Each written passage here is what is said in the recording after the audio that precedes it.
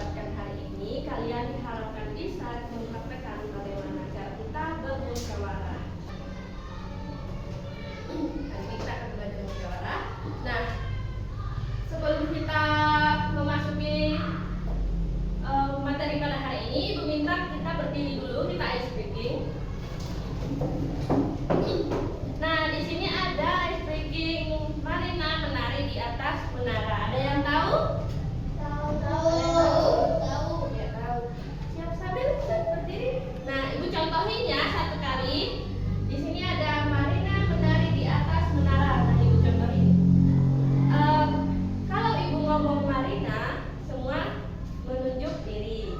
Marina menari di atas menara. Nah, kalau menara tangannya seperti ini, di atas seperti ini, menari di ini. Nah, nanti Ibu misalnya Marina menari di atas menara. Nanti kalian dengarkan Ibu, harus sesuai apa yang Ibu katakan. Bisa semua? Bisa. Nah, kita coba ya. Marina menari di atas menara. Menara. Marina menari di atas menara. Menari di atas menara. Marina menari di atas menara. Menari. Marina menari di atas menara. Menari. Marina. Oke, udah fokus kan? Oke, silakan duduk semuanya. Apa sih itu musyawarah? Ada yang tahu di sini? Apa itu musyawarah? Ada yang tahu? Musyawarah itu apa? Menurut KBBI, ada yang tahu KBBI?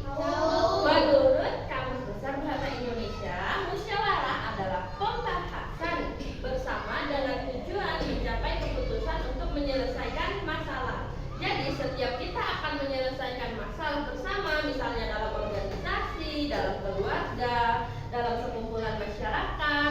Nah, kita harus menyelesaikan masalah dengan musyawarah. Nah, di dalam musyawarah ada yang namanya mufakat. Apa itu mufakat? Ada yang tahu? Mufakat itu apa? Oke, kita diskusi. Nah, di sini coba perhatikan semua. Mufakat adalah kesepakatan yang dihasilkan dari musyawarah atau kata lain dari sepakat setuju. Mufakat harus merupakan hasil kesepakatan bersama, bukan dari golongan tertentu saja. Nah, jadi mufakat ini adalah kesepakatan yang dihasilkan dari musyawarah tadi. Nah, jadi keputusan itu ada karena musyawarah. Terus ada yang namanya musyawarah mufakat, yang dimana perundingan bersama untuk memecahkan masalah tadi sehingga tercapai keputusan bulat yang akan dilaksanakan bersama. Nah, di sini ada beberapa prinsip musyawarah. Yang pertama di sini ada bersumber dari paham sila keempat Pancasila. Ada yang tahu Pancasila? Bunyi Pancasila keempat? Tahu. Coba. Rakyat dipimpin oleh hikmat kebijaksanaan dalam bermusyawarah dan berwakilan. Nah, di sila keempat itu ada yang namanya musyawarah. Di situ tadi ada musyawarah. Jadi itu masuk dari sila keempat. Yang kedua, prinsipnya tidak bertentangan dengan Pancasila atau Undang-Undang 1945. Nah, jadi dia tidak melanggar apa yang sudah di Pancasila dan Undang-Undang. Ketiga, ada setiap peserta musyawarah memiliki hak serta kewajiban yang sama dalam mengemukakan pendapat. Jadi setiap peserta musyawarah ini memiliki hak serta kewajiban. Siapa saja bisa menyampaikan haknya. Dia memiliki hak untuk menyampaikan pendapat mereka. Nah, yang keempat ada musyawarah dilandasi dengan akal sehat dan hati nurani yang lembut. Kelima, dilandasi dengan semangat gotong royong dan kekeluargaan.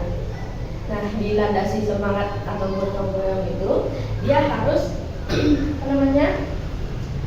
memiliki sifat kekeluargaan, karena kan dalam musyawarah itu kita bukan sendiri, tapi melainkan bersama-sama, ya kan? Kita harus memutuskan suatu masalah atau menyelesaikan masalah dengan musyawarah.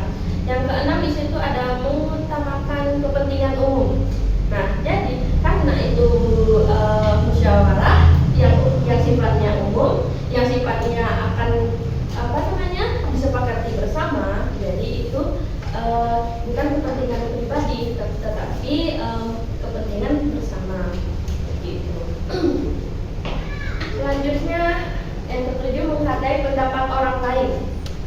Jadi setiap siapa yang misalnya kita dalam sekelompok mengadakan musyawarah, jadi yang lain harus menghargai pendapat yang disampaikan oleh orang lain.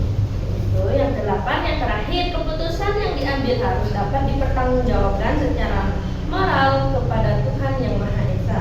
Apa yang sudah mereka sepakati, apa yang sudah ditentukan dalam musyawarah tadi harus dipertanggungjawabkan secara moral kepada Tuhan yang Maha Esa. Nah, di sini ada ciri-ciri musyawarah. Dilakukan lebih dari 2 orang. Kedua, tidak mengutamakan sifat egois. Ketiga, seluruh peserta musyawarah memiliki kedudukan yang sama. 4, harus menghargai peserta lain. Kelima, seluruh peserta musyawarah diperbolehkan mengajukan pendapat terkait permasalahan. Keenam, musyawarah dapat dilakukan di mana saja. Jadi dalam musyawarah ini harus melebihi dari 2 orang yang sifatnya berkelompok atau bersama-sama, tidak mengutamakan sifat egois. Jadi dia setiap orang tidak boleh egois, dia harus mendengarkan orang lain, harus menyetujui kesepakatan bersama, gitu ya. Seluruh peserta musyawarah memiliki kedudukan yang sama. Jadi misalnya kita di dalam ruangan ini kita memiliki kedudukan yang sama. Kita boleh berpendapat, boleh menyampaikan apa yang ingin kita utarakan dalam menyelesaikan masalah. Harus menghargai peserta lain. Jadi tadi seluruh peserta musyawarah diperbolehkan mengajukan pendapat. Nah, itu tadi setiap orang harus bisa mengutarakan pendapatnya. Keenam, tadi itu ada musyawarah dapat dilakukan di mana saja. Jadi musyawarah ini dapat dilakukan di mana saja, bisa di kelas, bisa di luar kelas, terus itu di dalam lingkungan sekolah. Misalnya di keluarga, dia bisa musyawarah dengan keluarganya, dia bisa musyawarah dengan adik-adiknya dalam menentukan misalnya dia mau bermain. Manfaat musyawarah apa sih? Di situ ada melatih untuk berani berbicara dan mengungkapkan pendapat. Jadi siapa yang akan berpendapat, dia harus berani berbicara dan dia harus bisa menyampaikan pendapatnya secara langsung. Masalah dapat segera dipecahkan. Masalah yang akan dipecahkan akan dilakukan musyawarah karena dia akan memecahkan masalah. Ketiga, keputusan yang dihasilkan memiliki nilai keadilan. Keempat, hasil keputusan menguntungkan semua pihak. Yang namanya musyawarah dilakukan bersama. Jadi mereka melakukan musyawarah ini tadi ya untuk menguntungkan sesama, kan? Yang kelima, bisa menyatukan pendapat yang berbeda. Keenam, memperkuat kerukunan dan kebersamaan. Ketujuh, bisa mengambil kesimpulan yang benar. Kedelapan, melatih kita untuk mendengarkan dan menghargai pendapat orang lain. Kesembilan, mempererat kerjasama. Yang namanya musyawarah, yang namanya kita bersama-sama mengadakan menyatukan pendapat, yang yaitu pasti ada kerjasama di dalamnya. Nah, di sini Ibu mau kita membagi kelompok menjadi 3. jadi 3. Gimana ini membaginya? Sekarang ya, ibu yang milih ya. Jadi ada 2 kelompok yang dalam anggotanya cuma berdua. Yang ketiga ini berarti 3 orang ya. Ibu pilih ini aja jadi 1 kelompok. Bisa? Terus Maida sama ini siapa? Ya, berdua terus berdua ya. Ibu bacakan. Membuat aturan kelas yang disepakati bersama. Deskripsi tugasnya, setiap kelompok diminta untuk membuat aturan kelas yang disepakati bersama terkait dengan kegiatan harian di kelas. Misalnya aturan saat jam istirahat, penggunaan fasilitas kelas, atau pengaturan tugas piket. Kalian akan bermusyawarah untuk mencapai kesepakatan yang adil dan dapat diterima oleh semua anggota kelompok. Nah, di sini ada langkah-langkahnya. Yang pertama, bentuk kelompok kecil yang terdiri dari 3 sampai 2 orang. Diskusikan aturan apa yang perlu diterapkan di kelas untuk menjaga kenyamanan dan keterlibatan bersama. Ketiga, setiap anggota kelompok harus memberikan pendapatnya. Dengarkan dan hargai pendapat dari teman-teman kelompok. Keempat, buat keputusan bersama tentang 5 aturan yang disepakati oleh semua anggota kelompok. Yang terakhir, catat proses musyawarah. Siapa yang mengumumkan pendapat, bagaimana kelompok mencapai kesepakatan, dan bagaimana cara kalian menyelesaikan perbedaan pendapat. Nah, nanti hasil tugasnya itu kalian menuliskan 5 aturan yang disepakati dalam kelompok. Itu aturan apa yang mau kalian buat di dalam tugas. Terus jelaskan bagaimana kalian mencapai kesepakatan dalam musyawarah. Apakah semua anggota kelompok setuju dan bagaimana cara kalian menyelesaikan perbedaan pendapat. Nah, nanti hasil yang kalian buat nanti kalian presentasikan di depan. Paham? Jelas? Nanti kalau kurang jelas tanyakan sama ibu ya.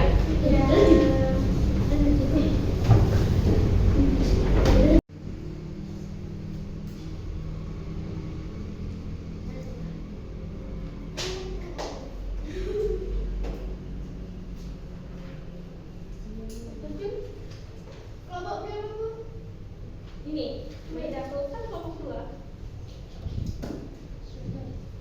Ini tadi aturan gimana? Di kelas kan?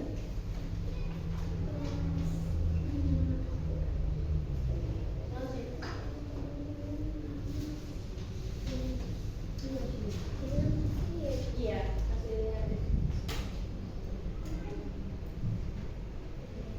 Minta kelompok 3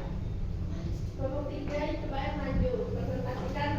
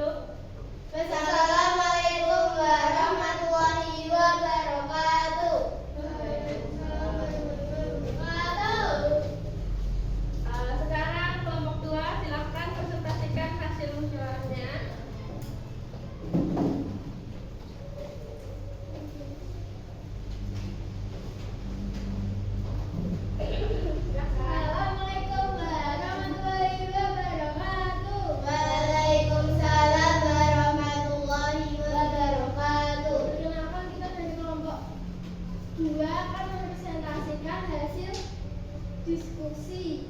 Ya.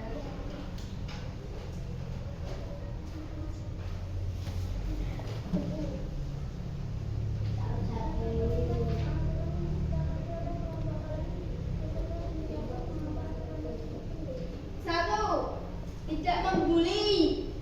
Dua, tidak menyontek saat pelajaran. Tiga, berangkat tepat waktu. Yang lain-lain dengarkan dulu. Empat, tidak makan saat pelajaran. Lima, tidak berbicara saat guru menjelaskan atau berbicara. Bagaimana kalau sudah kesepakatan apakah semua anggota kampus itu bagaimana cara kalian dengan berdiskusi atau bermusyawarah? Sekian, terima kasih. Wassalamualaikum warahmatullahi wabarakatuh. Waalaikumsalam warahmatullahi wabarakatuh. Assalamualaikum warahmatullahi wabarakatuh. Waalaikumsalam warahmatullahi wabarakatuh. Kami dari kelompok 1 ingin mempresentasikan hasil ujian kelompok 1. Ayo yang lain dengarkan. Tuliskan semua aturan yang disepakati oleh kelompok kalian beserta penjelasan mengapa aturan tersebut penting.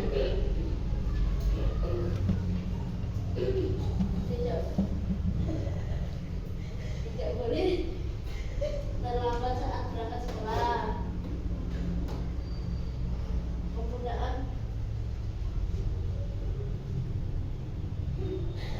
Penggunaan uji Jaya 5S.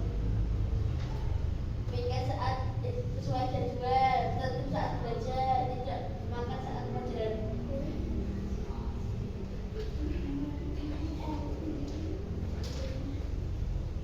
Perhatikan bagaimana kalian mencapai kesepakatan dalam musyawarah.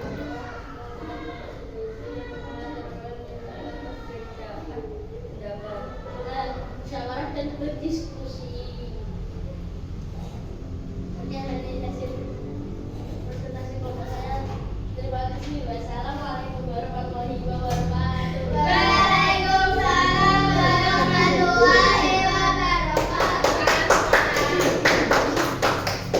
Nah, kalian tadi sudah mempresentasikan hasil diskusinya, hasil kerjanya tadi. Nah, itu tadi yang kalian kerjakan tadi, kalian sudah mempraktekkan cara bermusyawarah. Sekarang kalian sudah paham tidak apa itu musyawarah? Nah, setelah itu Ibu minta LKPD-nya silahkan dikumpulkan. Terus kita akan melanjutkan. Ibu akan memberi kalian soal evaluasi.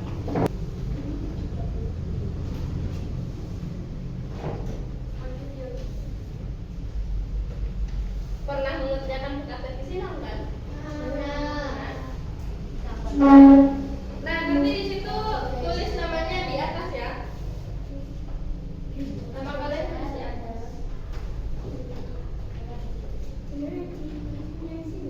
Boleh di mana saja.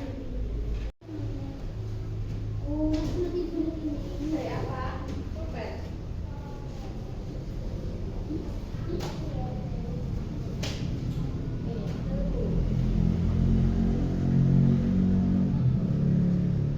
Baik, sudah semua? Sekarang kalian kumpulkan di depan. Ya, kumpulkan. Dari pembelajaran yang kita pelajari hari ini, apa saja yang kita dapatkan tadi? Kita belajar apa saja? Nah, terus musyawarah itu apa tadi?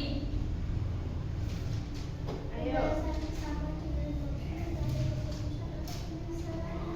Iya, benar. Jadi, musyawarah itu kesepakatan atau keputusan bersama dalam menyelesaikan masalah. Terus apa saja lagi yang kalian dapatkan? Pembelajaran hari ini gimana? Seru tidak?